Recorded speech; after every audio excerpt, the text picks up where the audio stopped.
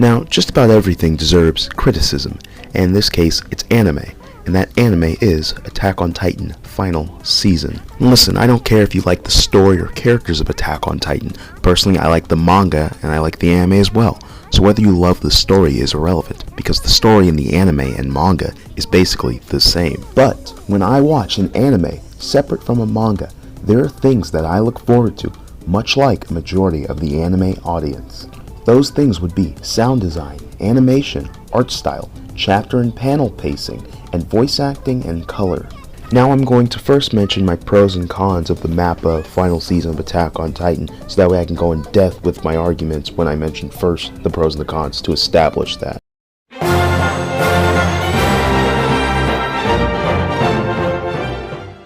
Alright, so my first pro of the final season is the character design. Now, I will say, for the final season, I either like how the character design is more similar to the manga, or it's just a pretty good character design separate from the manga. For example, I really like Reiner's design in the final season, especially his kid version, because Studio Wit's version...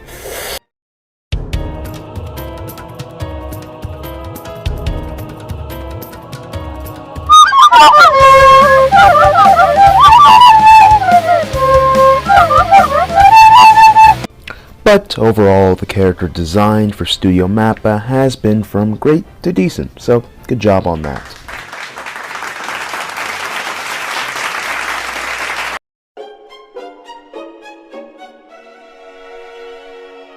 Alright, ladies and gentlemen, here's a big one. Here's one that is going to change the face of Attack on Titan final season. That one would be Reiner's saliva. But in all seriousness, I liked the huge amount of saliva just dripping in PTSD.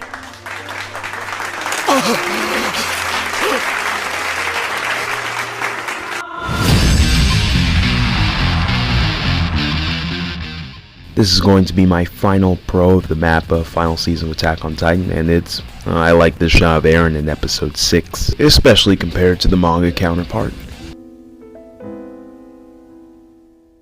Alright, here's the part of the video where I assume is going to gain the most traction. Time for some cons.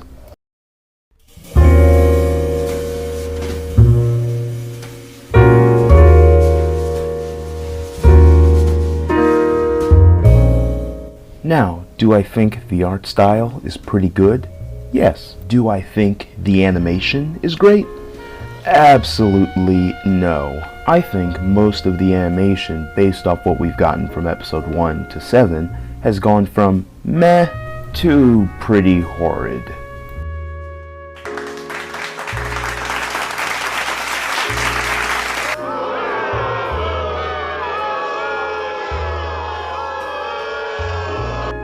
I think it looks rushed, which results in this pathetic outcome.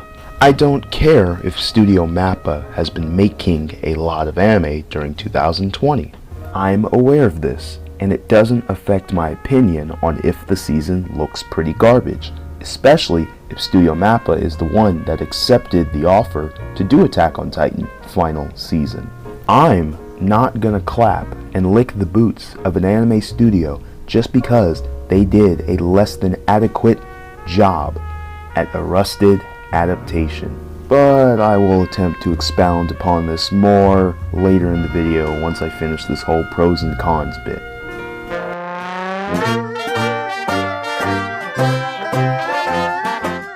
I gotta be real here. So far, some of the tension in the show is just not there. Just basically gone.